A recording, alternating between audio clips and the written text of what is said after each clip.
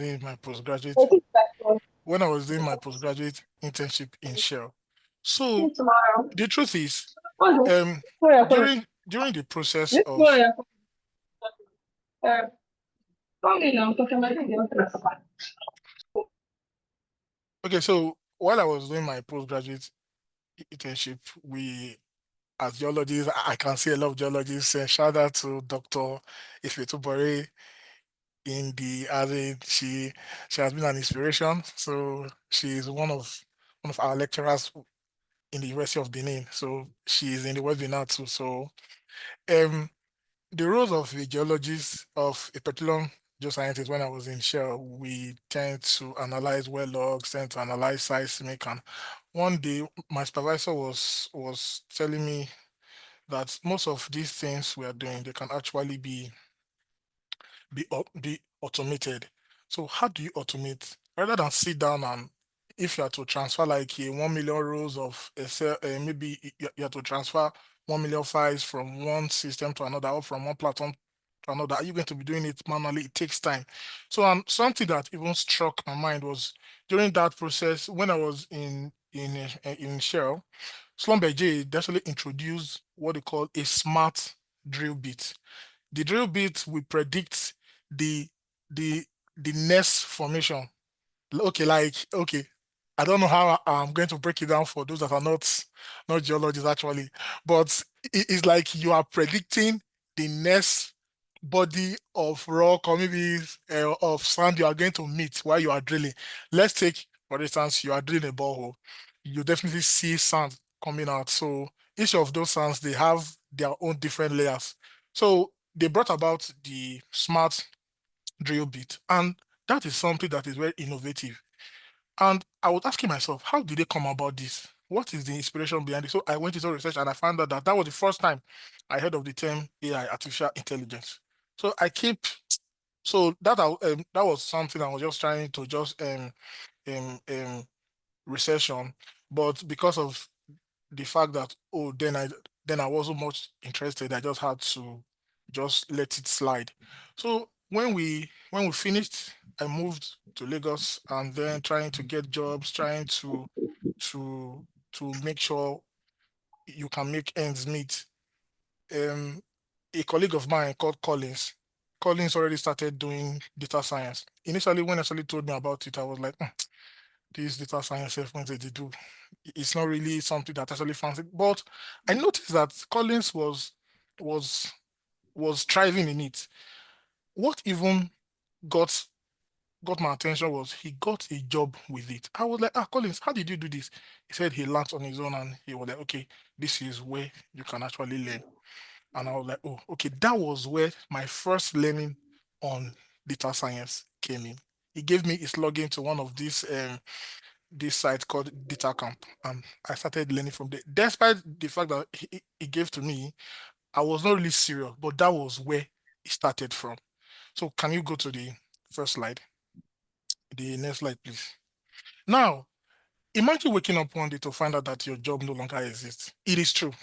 It is happening currently, and we are in 2025, and the World Economic Forum predicted that 8.5 million jobs could disappear. This is 2025, and it's happening already. Now, I will give you instances on how jobs have been disappearing. First of all, um, um, we no more think of, oh, okay, in Lagos, for instance, for those that will not be familiar with Nigeria, sorry, because I need to actually bring this in. In Lagos, we have a body called an agency called LASMA. They stand close to traffic lights. So if you beat traffic, they would get rid of you, maybe um, sanction you, maybe take you to the office and stuff like that. But in recent times, in Europe and other developed countries, nobody stands close to the traffic light. It is all AI enabled. If you beat traffic, no matter the speed you use in beating the traffic, there's a camera there that will snap your plate number, no matter how scattered it is. It will rearrange it back and it would upload it to the nearest office. And with that only, they can actually what know that, oh, this person actually beat traffic. Imagine that that system is introduced in Nigeria. Everybody that are working in a last month that stands at that traffic light, they would all be jobless. Now, there are still tasks that happens in the office where you want to employ as a secretary that can actually tell you, oh, you have X amount of mails dropping in. Can you reply to these? These are the ones that are important. These are the ones that are not. But now we have automation tools and softwares that can do that for you. Now, so imagine that that is the only skill you have. You want to become a secretary and the company you are working with try to delve into getting an AI-enabled platform that can do that, you will be out of job. It is the truth. Now, the funniest thing is, as jobs are disappearing, more are being created. So it is a question of, or do you have the required skill set to still get these jobs? Do you? How will you key into this technological era now where a whole lot of things are going automated rather than being manual? That's the essence of this webinar. And I'm going to use my story to as a case study. So definitely I'm a geologist and I'm a data scientist. So most of the things you'll be hearing, oh, how I sojourned through this phase. And I hope you are going to enjoy this webinar. Next slide, please. So the flow is, why does upskilling matter? Why, what skills will be important, how to upskill easily, where to find learning opportunities, how to stay competitive, and the questions and answers. I actually crafted it this way because this was the path I actually followed when I was trying to like find my way into tech. So next slide. Now, why does upskilling matter? Like I said, machines, softwares, and AI are handling routine tasks. Factories, offices, and even customer services are being done by machines, softwares, and AI. Like I said, in terms of trying to want to tell your boss, oh, this email dropped and it has this priority. There are softwares that can do that now. One of the software is Power Automate, Microsoft Power Automate. You can easily just write your script. If any email drops in your mail, it definitely extracts information from that mail into an Excel sheet, and it will tell you how important it is. And if you set it to actually alert you, it will definitely beep. So if I can do that, why would I want to get somebody to come and do it for me? One thing about AI is this. The problem is the initial setup might be expensive, but the subsequent gain is something that you are going to enjoy. So AI has come in to automate and is replacing some tasks. Thus, in the healthcare sector, doctors now use AI to actually help in diagnosing diseases. When I was at the Bournemouth Uni, one of the projects I worked on was epilepsy seizure recognition. We built a machine learning model that can recognize epilepsy seizure, that can tell that, oh, this person has the potential of actually having epileptic seizure. And there are there are other models that can actually detect breast cancer. This is going in as in it is fast moving. And if your role previously in the healthcare sector is just to try and see, okay, from medical results, you will manually come and say, okay, this person might have epilepsy. With the machine learning model, it it will do it faster than you, and it will be more accurate. So first, you have actually lost that job, unless probably you upskill. That is why you need the the essence of this webinar is, why do you need to upskill? Because you know that with the way this world is going, if you don't upskill, probably you'll be left behind and you would you will struggle, because COVID actually came in to change a whole lot of things. The world did not embrace remote working as much as it has, but COVID actually came in to change that. So let's assume that you you don't know how to use the softwares and these platforms, you will be left behind. So it is necessary to definitely upskill. What of in finance? Previously, there were rule-based systems that used to catch frauds. But right now, the advanced frauds that are in, only AI-enabled fraud systems can actually catch the current frauds. So if you are a bank that has been using rule-based system, if the transaction, if the person doing transaction is below 26 years, and this is his salary. He stays here. This is his qualification. He is likely to perform as in to as a perform a non-fraudulent transaction. It doesn't work anymore because these fraudsters, they have advanced themselves to this rule-based system. But AI can actually tell you, oh, it will learn from previous data.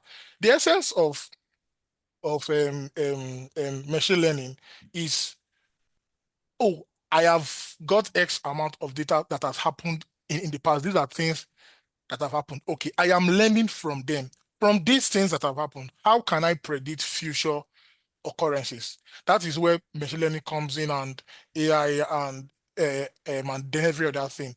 Then also with let's look at this chatbot. E-commerce platforms normally they will have customer reps that will be behind system to be replying mails or replying messages from. Now we have chat box. Once you send a message, they would definitely reply according to, okay, ChatGPT is there, DeepSeek is there. So these are instances where technology is coming to erase some jobs that have been on the ground. And if you don't upskill, what happens? You will be left behind. It is the truth. So many persons were stuck in the era of typewriter. They cannot even use um, as a laptop now. So if you want to be stuck in that era, fine. But if you want to, you need to upskill. Next slide, please. So what skills are very, very key if you want to upskill in this current world? I just actually listed a few since I'm into tech. I am actually dev more into the tech space. Digital literacy. Data, it is very key that you must know how to use modern tools, softwares, and online platforms. Now, if you are working in a company where probably you have an automated software that tends to run through your sales each day and tell you, okay, we have X amount of sales, X amount of as the losses and stuff like that. If you don't know how to operate such softwares, you will be left behind because trust me, these these machines and these softwares that are being created, they cannot operate themselves. Machine learning, yes, it can run for some time, but it needs somebody to write the script. It needs somebody to optimize and to maintain. So if you definitely want to actually grow, you will tell yourself, okay, rather than doing these tasks that have been repetitive, I need to get myself acquainted with how these softwares work and then how to actually upskill myself. Now, one other skill again you can learn is data analysis and AI awareness. You need to know how to work with data and how AI will be valuable, even if you are not a data scientist. I have said something right now. I made mention of the last month thing in Lagos. Now, even if you are not a data scientist, that you cannot write such scripts that can make the camera capture plate numbers, you can still know, okay, this is what enables this.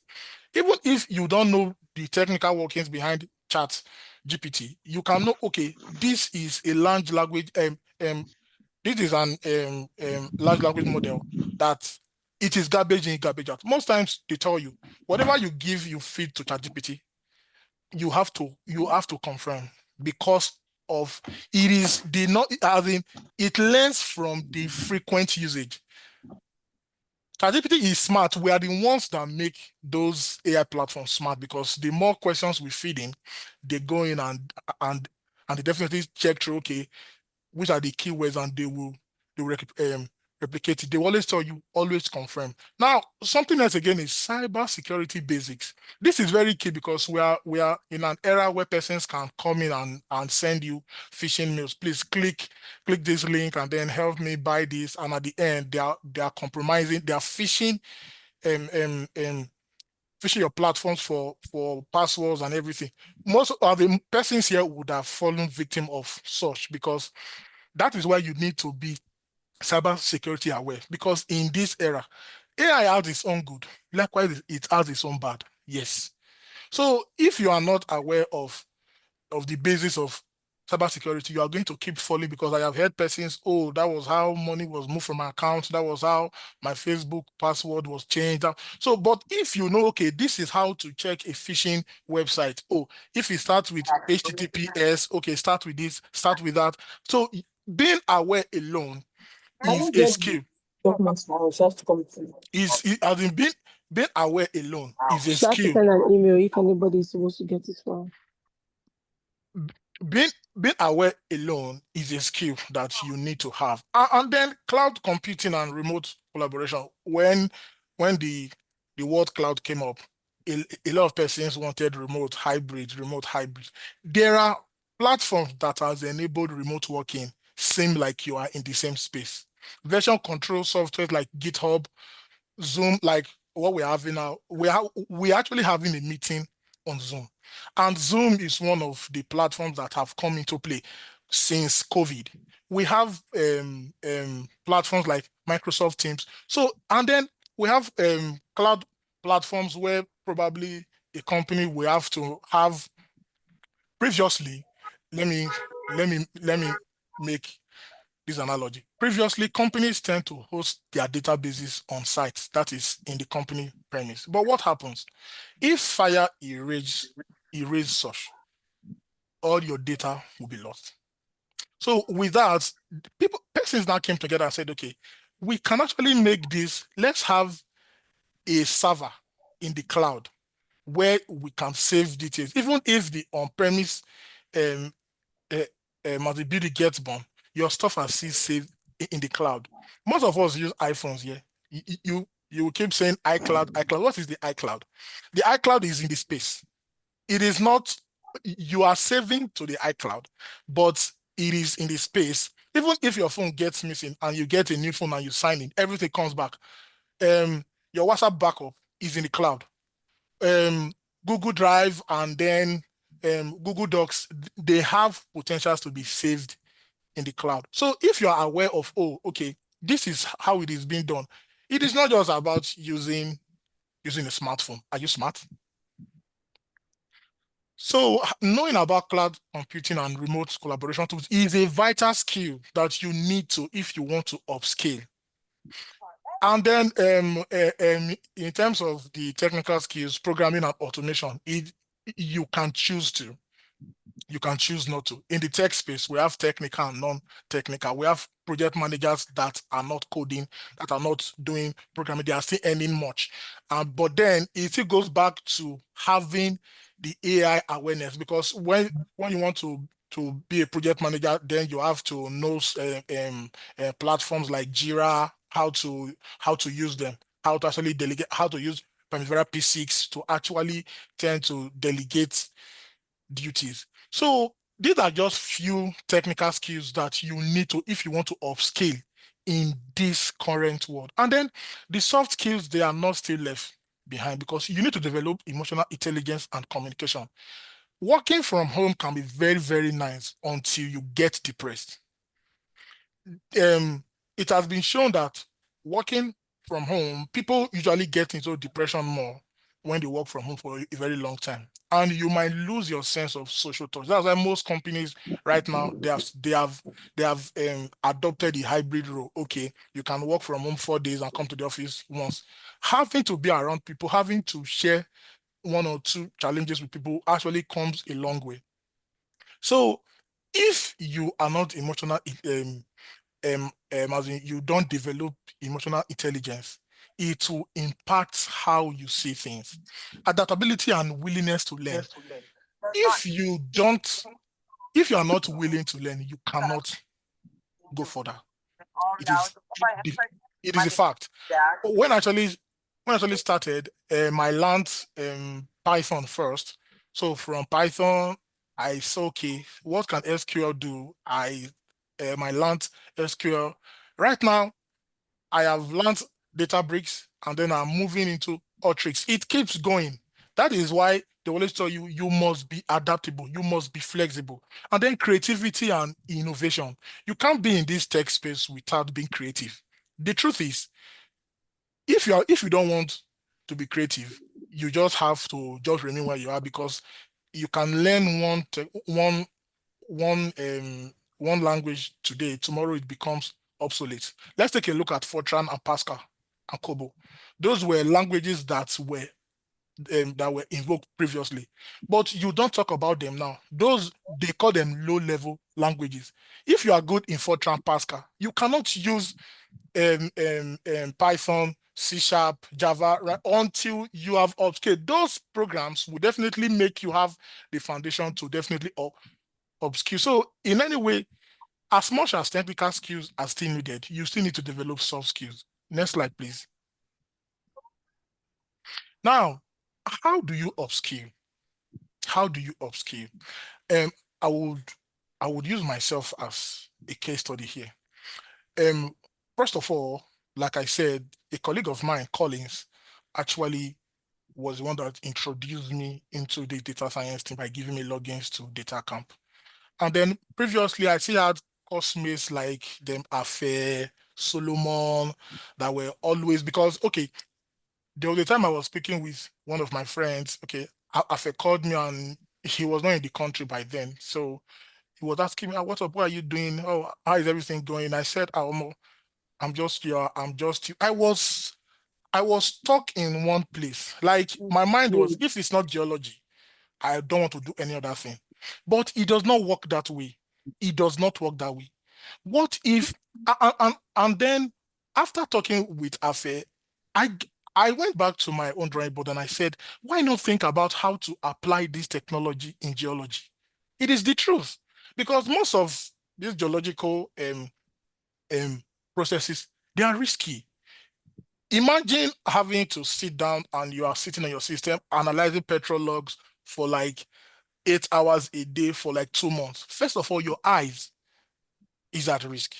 Now, so if we can actually write scripts that can actually pick up these logs and use computer vision to analyze this log and give us the results, it would be better. So, and myself and I told myself, I said, okay, this would be my motivation. The first thing I did was I found a niche in the technological ecosystem. The niche is what comes handy to you. I don't know what uh, um, as your preferences. First of all, I am not really. I don't like mathematics. The few mathematics I did in Uniben, calculus, it was God that helped me. I don't like mathematics, but I can't go into data science without knowing a bit of statistics. It is something that we need to actually get clear. So the niche I found was okay. Let me do data science, but I need to know that I have to go the extra mile to learn statistics so that I can forge ahead. So I found a niche, data science. What will I want to use it for? Oh, how can it help the oil and gas industry to automate tasks? Oh, there have been persons that have been doing it. Like I'm having to pick fault lines and formations on seismic. That can be a very tedious one. So I told myself, if I start this, I can get to this point. The next thing I did was and then I started gradually. When colleagues gave me the data camp login, it was not up to like I think 4 to 5 months because I was not consistent as with it. It expired. The next thing is I just messaged Afe and Afe sent me other platforms that I can learn this thing for free. I got in there and then I started learning. It was not easy. The truth is, it is not an easy task. Before you can transition, it's something you must tell yourself. It comes with a whole lot of challenges, a whole lot. Like there are days you ask yourself, why did you transition? You would have just remained in your comfort zone. But there's something that my dad always instilled in me. He always tells me that nothing good comes out from your comfort zone. Is the truth. If your dreams don't scare you, you need to make them bigger. So, and I told myself, I said, how can I get to this level? I started step by step. Rome was not built in a day. Most times I can recall calling her, I tell her, how Natty they do this thing, sef? This Python, as in, it seems somehow. Normally I would just laugh and say, Baba, no worry, just the one they go small, small, small, small. I picked that. And then since I didn't have money, I used free and low cost learning resources.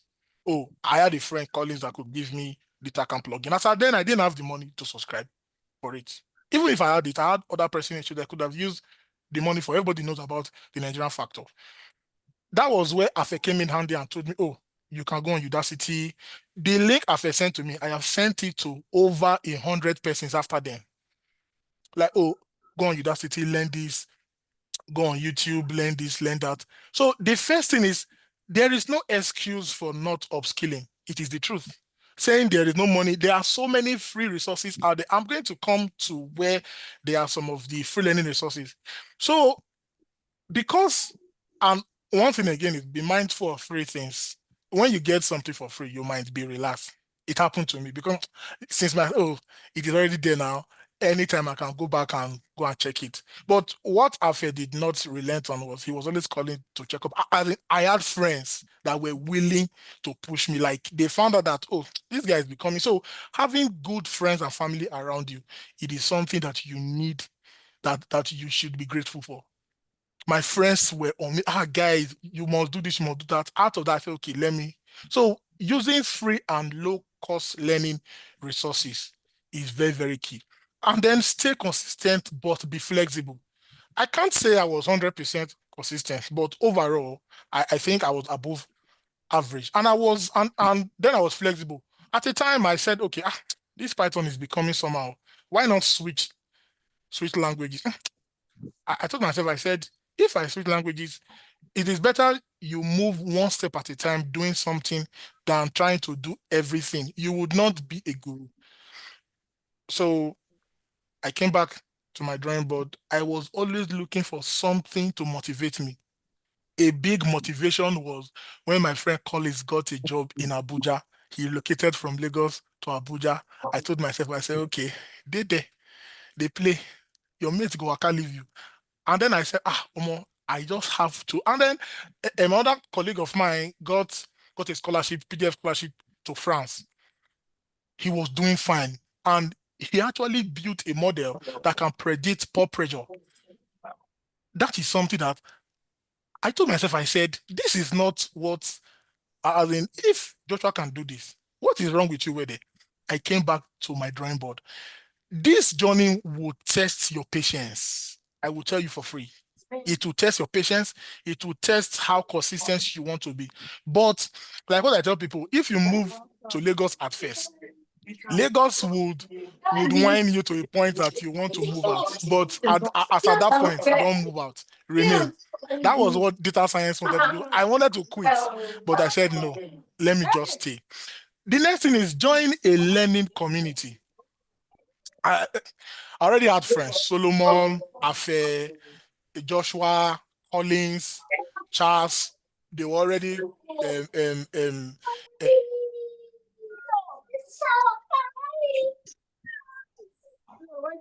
uh, Sorry, hi, we're there. Sorry, I mistakenly muted you. I was trying to mute those that were speaking. I'm so sorry. okay. Yeah. Can you hear me now? Yes. So Afe was working with a tech company in the abroad, and then I was like, Afe, me and Ade, this in geology. What did he do differently? I told myself, I said, Omo, I need to motivate myself. Then I had a very good friend of mine called Damilare. She actually introduced me to Twitter. Initially, I was like, what do they do in Twitter? Oh, I used to hear that Twitter is a gossip platform. She was like, just join. So with time, I joined. And I now realized that the algorithm that runs this social media, they are part of this AI thing. That is why if you check something on Google search, like maybe you are searching for a bag, go to your social media, that's the kind of ads they'll keep sending to you. That is AI. Now, so when I started using Twitter, then she was always telling me, just go on Twitter. Then I used to see a lot of gossip. So, but then I went on Twitter and then I was searching for tech. So I used the keyword tech jobs, tech related. When I searched for like 2 days, subsequently Twitter started sending me tech related tweets. And let me tell you something. Hello. Twitter actually gave me some of the best platforms, some of the best paths I'd use in getting to where I am currently. It was on Twitter I got the info about data camp scholarship. I filled the form and we sent in personal statement and I got the scholarship for 1 year, premium data camp subscription for 1 year from Twitter. It on Twitter I got to find out about a boot camp in England that they will teach you for 6 months on data engineering. It was on Twitter. I filled in, we went for um, Python tester sections, and I got in. That bootcamp gave me a whole lot of experience in data engineering, and working with persons gave me a boost. So when people were using Twitter for something different, I knew what I was getting from Twitter. It was on Twitter that I also learned that a big company as in England is moving from their old platform to Microsoft Azure. That if you are good, go and learn Microsoft Azure and learn Databricks. I called Alpha. I was like, Alpha, this Databricks thing. He just tried, just put me through, and then I went in further to study. At the end, learning Microsoft Azure and Databricks, the information I got from Twitter was what landed me this current role I am in right now. So joining a learning community is very key. Is nothing you cannot um, um, underestimate it. So if you are using any platform, just ask yourself, how can I make good use of this? LinkedIn is there. LinkedIn has a lot of resources. So joining a learning community is very key if you want to upskill. And then learn by doing, practice makes perfect. It is the truth. You have to learn by doing. There are sites like Code War, HackerRank that you can go there. They have different levels, beginners. You can just go and be testing your skills there. SQL, Python,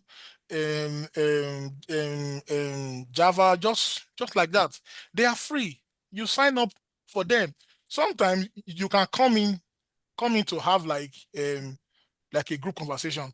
I know Data Sally has like a platform on WhatsApp where persons where they have their students coming and they'll be sharing SQL um, challenges to win data and stuff like that. And then one time again, I and my friends we came in and said, okay, we need to work on this project. So we were seven. We came. They came in and said, okay, this is what we are going to actually do.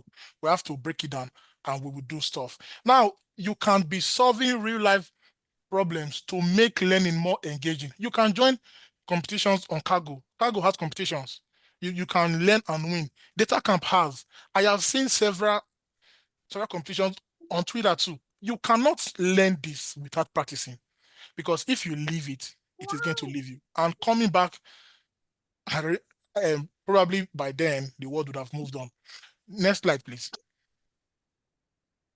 Now, where to find learning opportunities? For me, I didn't have the money initially, but I had friends that could point me to where I can actually get these platform, these opportunities. So we have okay, and then Data Sally they have a boot camp. I need to say this. There are times if you believe in a dream, you believe in something you want to actually do. Raising money to invest in your dream is not something that is wasted. It is the truth. I have had people that have transited from nursing into tech, from medicine into tech, I from geology into tech. Data Sally have a boot camp, I think is 150K for 3 months. Okay, now let's even break it down. Let let's even break it down. The good part of actually having being part of a boot camp like the one Data Sally has and the one I did for in England is having a coordinated learning, like you are learning with people. So even if you are left behind, you have somebody to actually reach out to. But if you are learning on your own, if you are not self-motivated, forget it. You are going to just close the system. I have I have mentored several people that for the first 2 weeks, they are so hyper, they want to learn, they want to learn. I will tell them, I said, this thing will test your patience.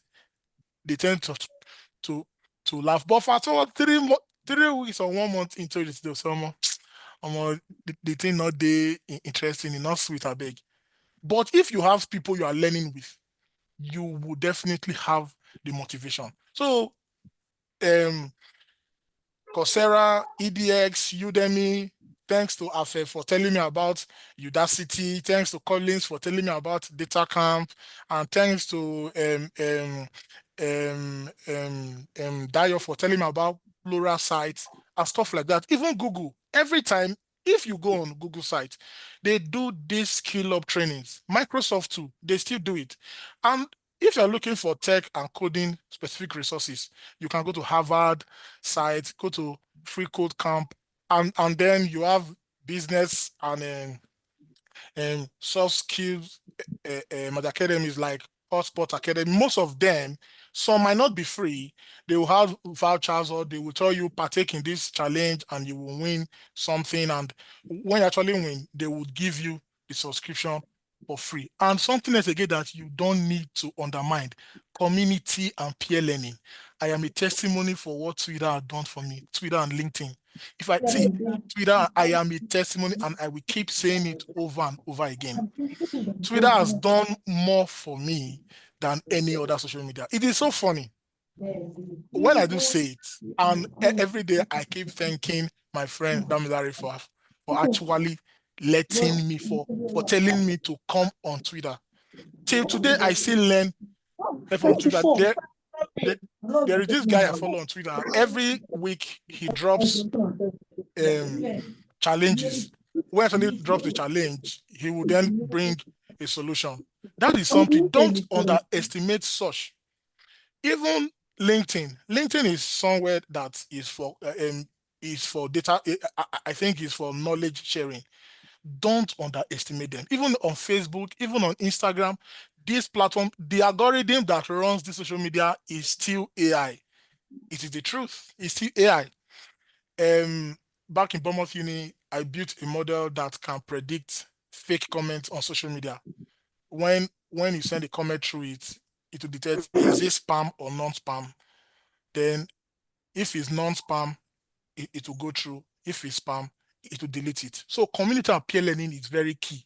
These are where to find. So there is no excuse of saying, oh, money not there, money not. If you believe in your dream, you are going to look for money to actually do one of this. Even after learning with the free resources, you are going to look for money to still continue it. Next slide, please. Now, how to stay competitive. It is not just enough to just learn it.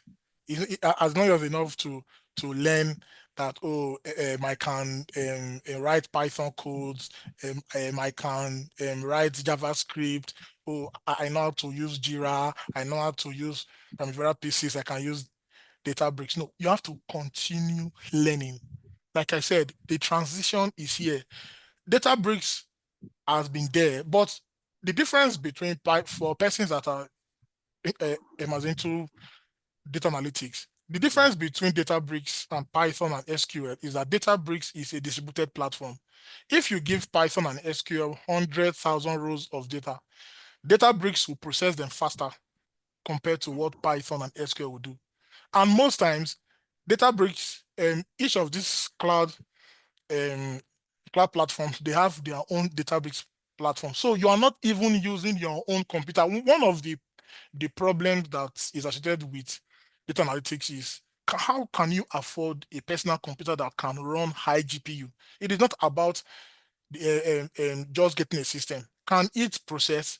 So if you have known SQL and the company you are working with works more with Python, what do you do? Will you tell them you can't work? No, you need to learn Python. What if you live there and you are going to another company that use Databricks? What do? You need to keep learning. Currently, I'm trying to learn R. I don't like it normally, but I don't have a choice because I can come to a company tomorrow now that they say, oh, they don't use Python. What do I do? Do I say no? No. So you keep learning and you keep us. It doesn't stop. Now build a strong professional network. That is where LinkedIn comes in. Most times I tell people that when you want to get opportunities, your first bet is LinkedIn. If you don't have a LinkedIn as somebody in this era, well, I don't know. Probably I really don't know what you are up to, Sha, but it is an error. Is the fact. LinkedIn, you'll see persons that are on that path with you and you'll be following them. you follow and you will see how they do stuff. So having a LinkedIn profile, it is very, very key. And you need to learn how to optimize your LinkedIn profile. Most most job offers I got were from LinkedIn. LinkedIn has an algorithm. If you keep doing stuff, it picks it and it recommends you to recruiters. Most recruiters that have contacted me will tell me that LinkedIn recommended me to them. So LinkedIn is something that you need to. And then aside uh, as a LinkedIn, just have to call your friends that are in the field. Like I told you, Afe was key, Solomon was key, Collins was key, Joshua was. They are a whole lot of people. I was having a conversation with one of my colleagues recently that we did masters together. Wisdom. Wisdom is in UK here too, and we were sharing ideas. He worked with a different company, and me, I work with it. So when we're talking, we're like, okay, how do you do this? How do you do that? That is, we are building a professional network. And there was something Wisdom told me. He said he has sent job openings to a lot of persons that he knows from his company that, oh, this role is open, oh, please apply. That is building a professional network. It is the fact. It mustn't be that it must be through LinkedIn. I have had friends that have told, oh, Alpha, my company, they recruit, okay,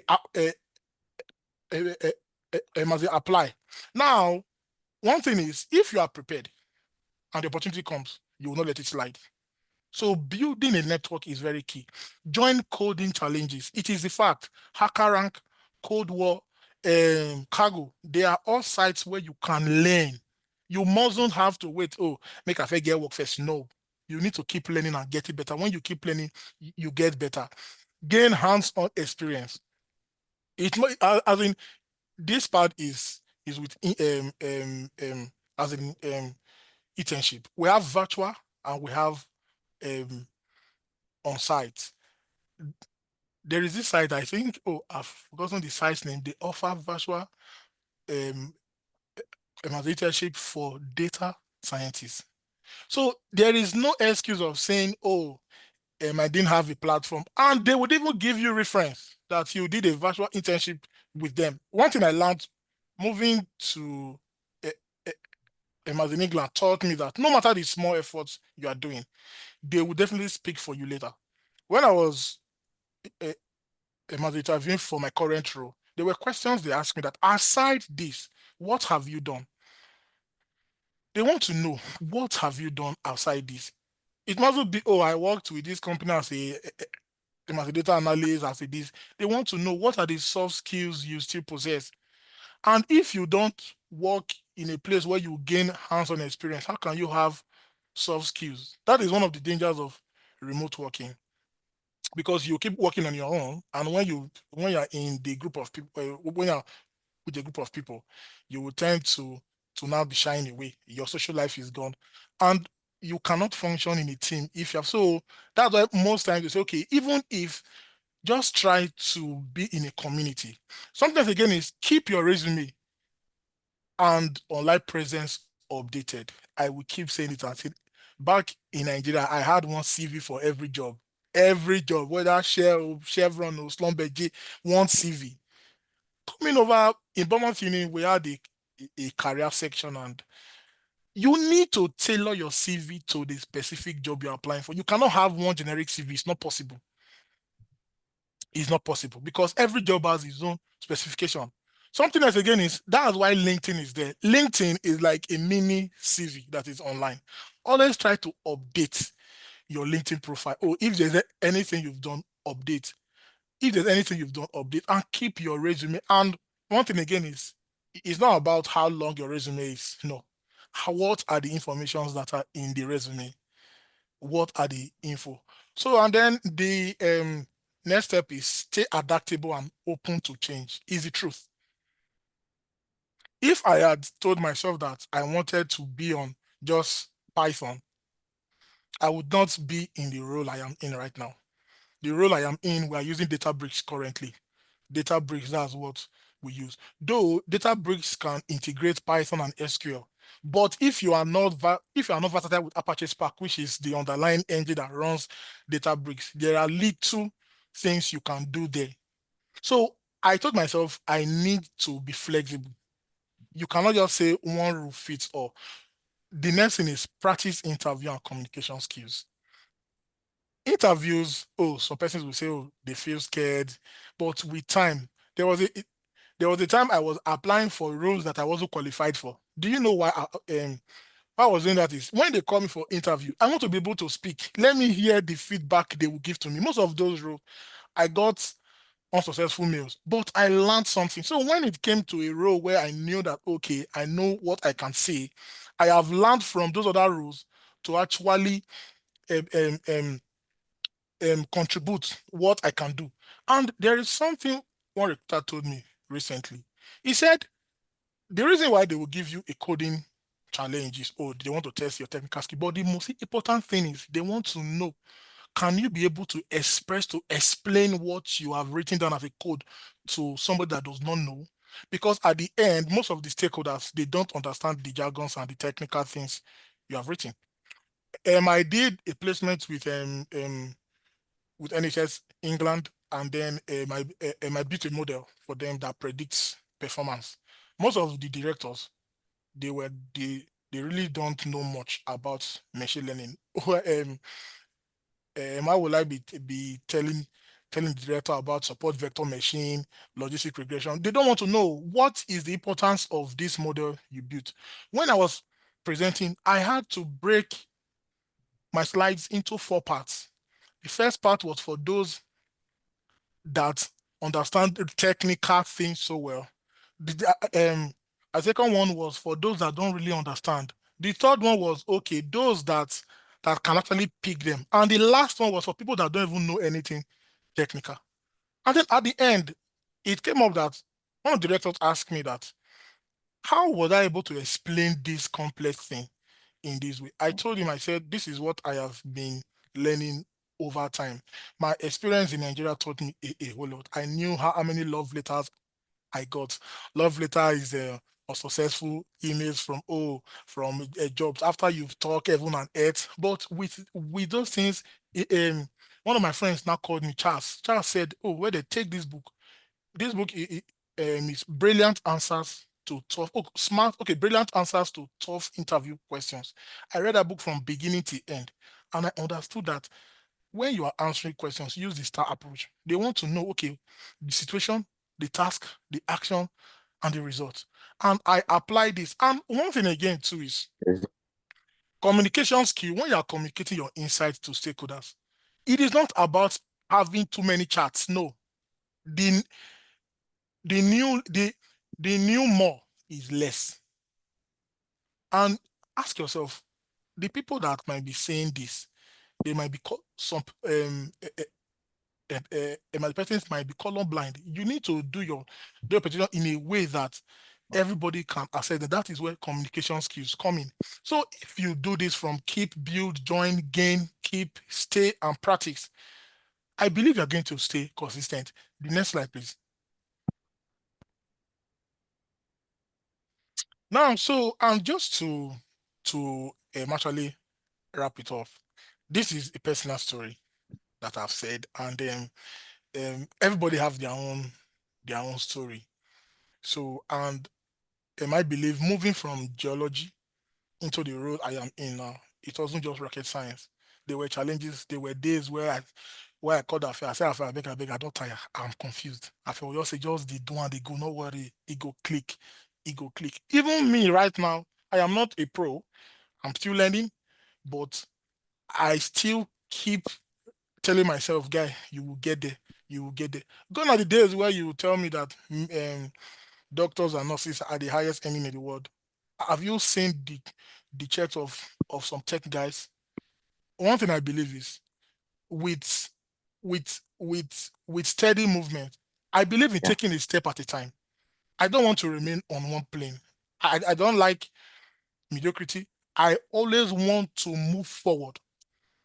Even if I'm moving forward like a tortoise or like a snake, provided I'm going forward, I don't want to even go backwards. And I believe that with these few points of mine, like when we used to do debate, then I've been able to convince you guys that upskilling in this current world is very key. Thanks so much.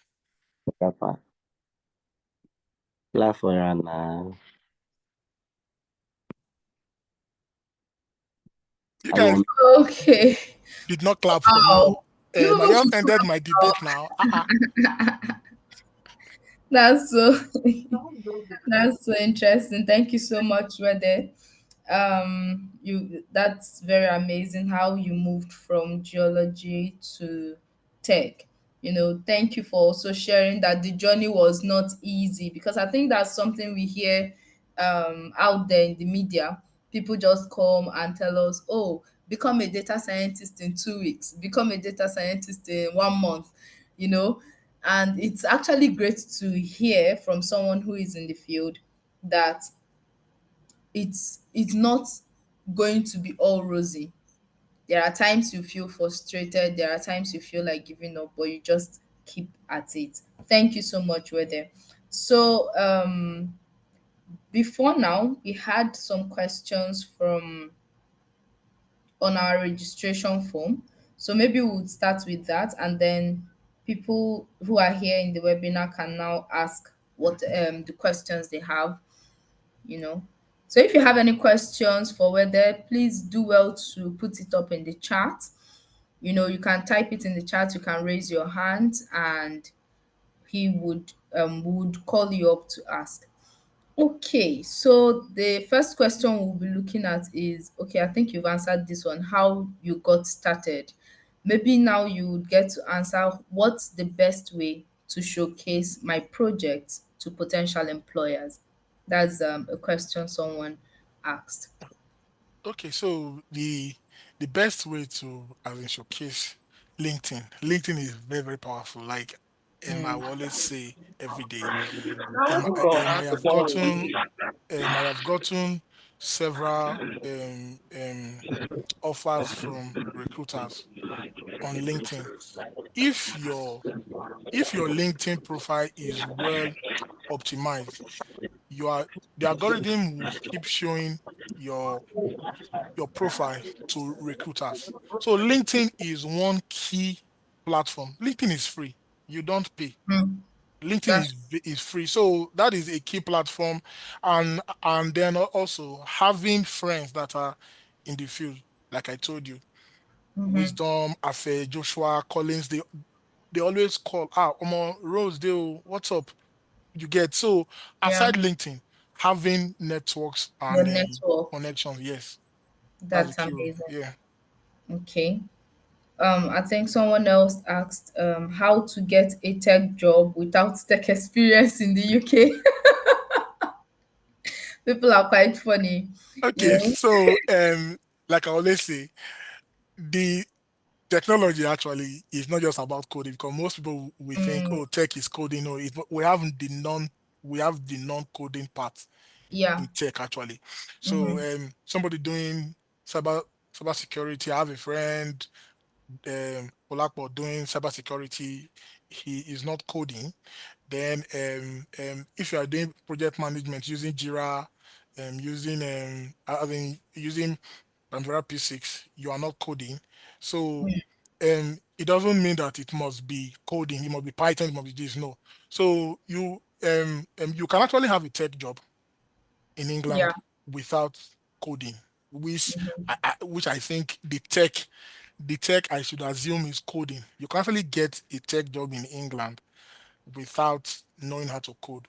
But then, That's true. and there's an aspect of business analytics that does not require you to code. I have a friend that works as a business analyst. He does not code. He has a team member that does all the coding. So you can actually do following deep, following what I actually said, like oh, how Yeah. to upskill, you you could definitely do that. Find a way Yeah, around it. That's yeah, amazing. yeah. Okay, before I go to the questions in the chat, someone is asking, as a beginner in tech with a background in architecture, what advice? He's asking for your advice.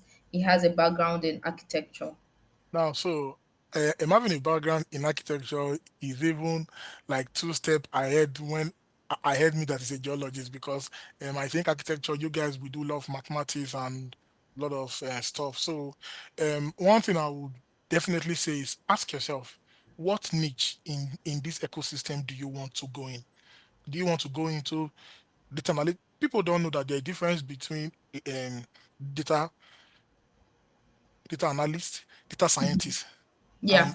and a data engineer. People don't know. True. They feel like, oh, but you can see somebody doing everything. So ask yourself, what is your motivation in trying to pick a niche? Why do you want to? Because if you don't have a reason of going into it, you will get to a point and you will give up. So do you want to go into this because, oh, you want to be able to analyze something in architecture that, oh, it takes time to, because me going into AI as a geologist was, oh, since we sit down and we try to pick fault lines, we try to Mm, pick formations on seismic, and you can see you have to be moving step by step in line. And at the geologists here will understand. You'll be moving step by step. Why not write a script that can help you just go into it and pick them for you? So that was my own motivation. So you, as an architect, you know architecture better. How can AI come in or tech come in to do some mhm, of the tasks you are doing repeatedly? How can it be automated? If you ask yourself that question and you find the answer, actually getting where to actually start from would not be an issue. You already know that, okay, this is why I am going into it. Consistency is still key, but mhm. you need to understand what is my goal, what is my motivation of Exactly. actually doing this. Without that, there is it will be a journey in futility. Okay. Okay, so we have about two questions here on the chat. Tessie is asking, how do you balance schooling, job, and learning data science, especially in the UK? Now, so this is something that everybody in England tend to ask. So it is not easy.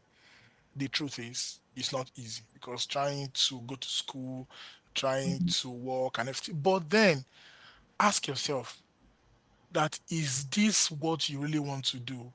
If your mind is made up to achieve something, no matter how tired I am. Okay, when I was in school, I was working with McDonald's.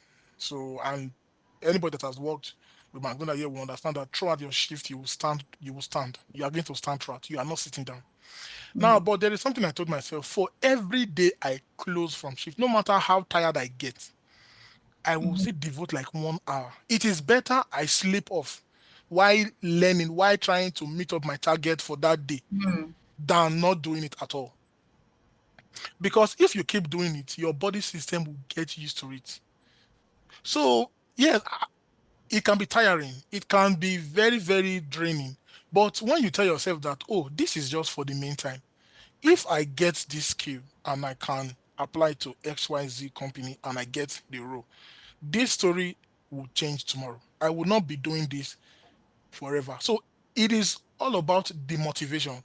When you're motivated to do something, even if you are tired, you will still create a little time to want to just see how, like, what I did is every day I ensure that I read something pertaining to data science or AI every day. Even at all, okay, like I have apps on my phone. There's an app called Mimo. It is for as a Python. So when I just sit down, probably if I'm not doing anything, I will just open my phone. People will think, oh, this guy is chatting, but I am doing Python challenges on my phone, trying to as a learn. Most of these platforms, they have mobile phone enabled. So even if I'm going to work, I can just put in my earpiece, just be listening to a lecture on Python or yes, because that time you are going, you will not be doing anything. You would want Yeah, to sleep, but little effort is better than not doing anything at all. So anything at all. motivation and reminding yourself why you started is key. Though it will be hard. In my own case, it was terrible. It was terrible, but at the end, we can say that, oh, it actually paid Paid off. off. Amazing. Thank you so much. Okay, so testimony is asking, I have a master's in data science and I've worked as a pharmacist back in Nigeria. I actually have no real tech background and most jobs I apply to, I get unfortunate mails. Although I would say I'm still a greenhorn in the coding and whatnot, can you point me in the path to growth and job securement? He already Now, has a master's. Yeah, so having a master's in data science, then the next thing is this. Having a master does not mean you you have you still have the required skills. I can say come and tell you again. Learning data bricks, we were not taught data bricks during my MSc program. No. The only thing we were just taught is, oh, do this, do that, give you assignment. Once you can pass it, oh, come out with distinction. Now ask yourself, not everybody that actually graduated with a master's actually are employable. I am not trying to sound demeaning or sound condescending right now. But one thing you need to now ask yourself is this: what is the sector you want to work in? Me, initially when I came to England, I wanted to apply machine learning to in the oil and gas sector. But along the line, after my internship with NHS England, I switched my preference to how will I help the health sector with machine learning. So ask yourself, what sector do you want to? Unfortunate emails, I applied. There was a time I told myself for every day, I gave myself a 1 week target. Most persons here that know me will know this story. I gave myself a 1 week target. I was always applying to job in my preferred sector, 10 applications a day. In 1 week, I applied to over 75. Out of this 75, I got 70 unsuccessful. I got um five five interview and I got two offers and I picked one. So it is about how you want it. I don't have a, as a retech background. I am from geology, but I told myself, I said, beyond this MSc is just like just like a degree. But when you go for these interviews, they will ask you different things. And then something else again in job application, your personal statement. When they will ask you, why do you want to work for us? Or why do you think your skill set, they are a good match for this? Most of the CVs, they are being screened by AI. I was telling someone, one recruiter told me that when they take your CVs through the software, if it comes up with a score below 70%, they are sending you a successful email. And what are the keywords this software looks for? The job specification. That is the problem why I said you cannot have one CV for every job you're applying to. You cannot have one CV. Each CV should be suited for a particular job you want. Because when they take that CV through the software, they would impute the keywords they are looking for. If the keywords, take for instance, they are telling you that knowledge of data bricks is essential, and in your CV, there is nothing like data bricks. And then another role is that you must have, as in knowledge of um, Python in a health sector, or this is very key. Even if you have worked there and you did not carefully craft it well in your CV, the software would not pick it.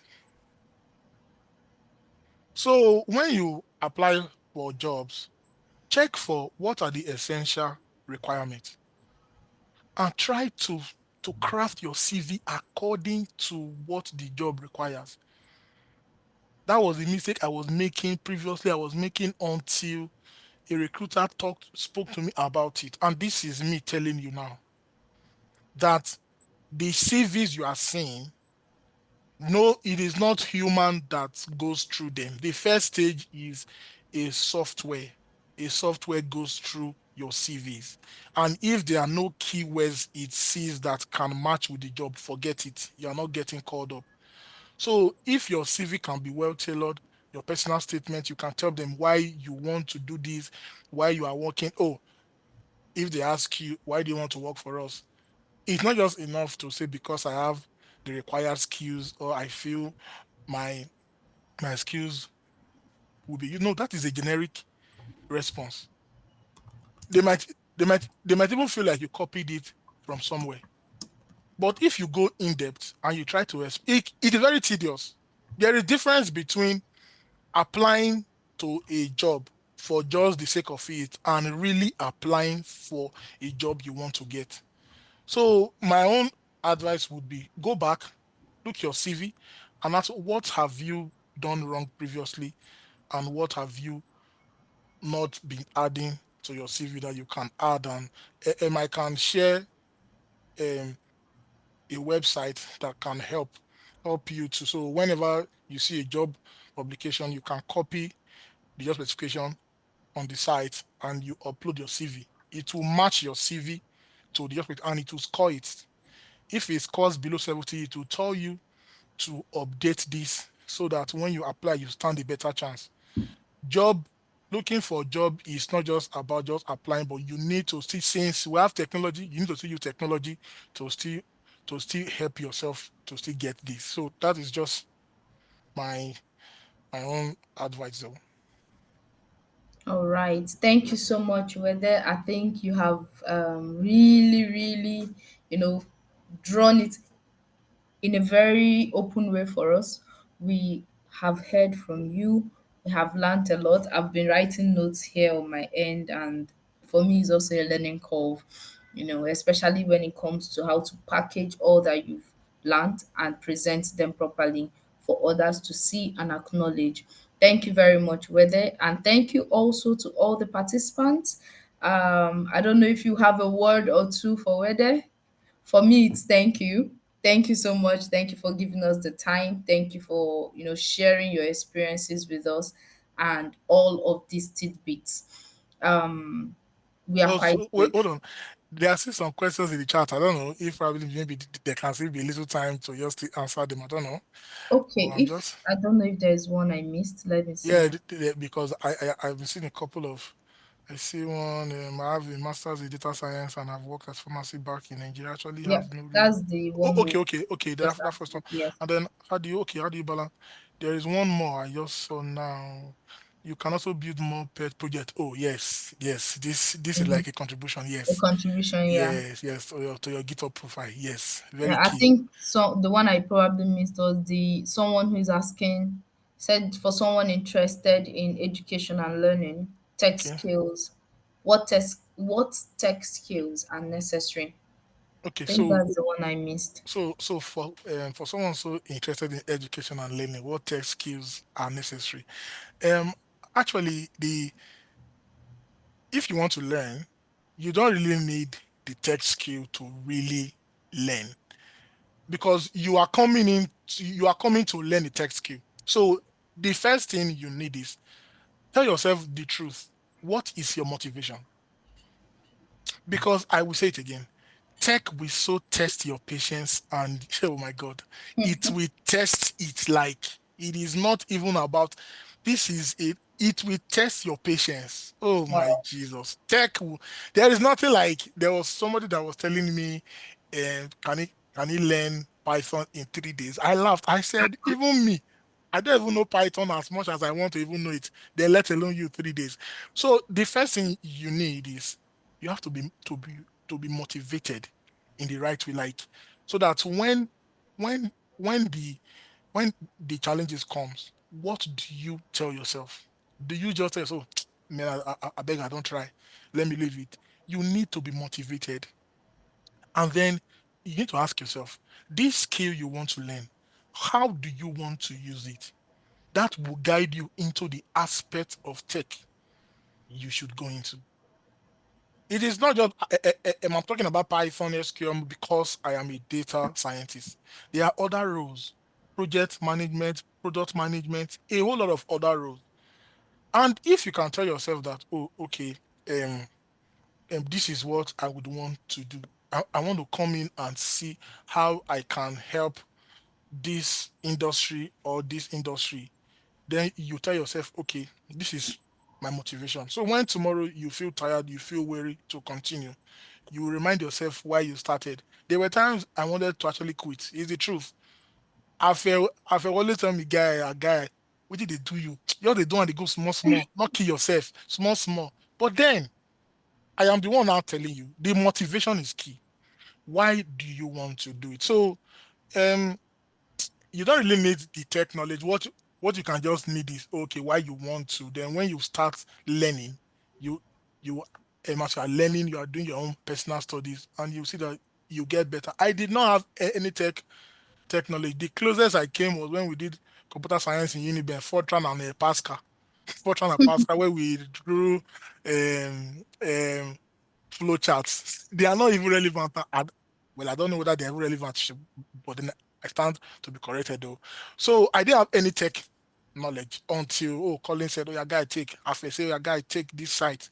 So you don't need the tech skill. You are going to learn it. What you need is motivation. Why do you want to go into it, and how you can stay resilient throughout the process. That's amazing. Motivation to start and stay resilient.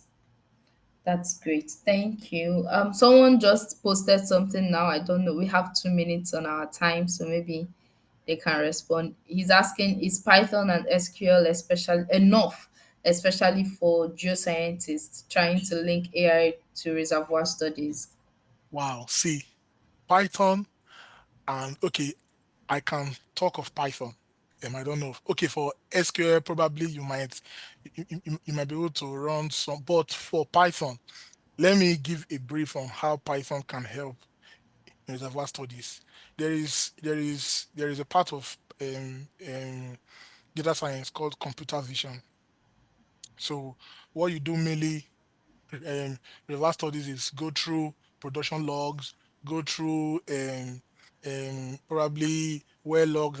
So now you can build a computer vision, you can write a computer vision script. My friend Joshua in France wrote a script that can transcribe well logs into format that Python will understand. I don't know if if, I mean, if Joshua is here, but he wrote a Python script that can translate well logs into a format that can be easily read in Python. So where these companies are going into is, a friend of mine also told me about Seplat having a machine learning training for them. He's a pedophysicist with Seplat. They taught them, they are giving the lectures on machine learning. So there is nothing Python cannot do. And I will only advise those in the oil and gas right now that you need to upskill yourself with Python and know how. Okay, I wrote a paper on the application of machine learning in the petroleum exploration. I will share the link. It's on ResearchGate. I wrote a paper. How can we use machine learning in petroleum exploration? So yes, Python is very, very key for geoscientists now because with the way these companies are going, they can just wake up one day and want to slice the department into two, like, oh, we just got a software that can actually analyze well logs and then production data. So we might not need your services. But in that, it's still somebody that will still interpret the analysis from these softwares. That is why you need to upskill. So when people are out of job, you are moving from your role as a reservoir engineer to a reservoir data analyst. Hmm. So that is why you need to. Yes, there are Python scripts that can actually read this, computer vision especially. Yes, for reservoir studies. Okay, that is amazing. So I hope you've gotten that feedback from. I think that's Olusegun. I hope you've gotten that feedback from Wede. Um, Thank you so much again, Wede. And I think at this point we'll draw the curtains. Once again, this webinar is organized by Data Sally NG, and we run boot camps and trainings for technologies around data. We run trainings on data technologies, and our wait list, the wait list for the next cohort is currently opened and available. So if you want to register for the next cohort, please feel free to register on the link post that will be posted in the chat right now. Hi IB, please can you help me put up the link? I'm trying to paste it here. And then for those asking for the website to actually fine tune your CV, I think um, I sent it to IB. IB, can you please post it in the chat? Yeah, that site can help you optimize your CV, and then also it can help you build and boost your LinkedIn profile. It will go into your LinkedIn and then tell you where to actually work on, how to work on it, and then how to really make it better. So, IB, you can just please post it on the chat. Thank you. Yeah.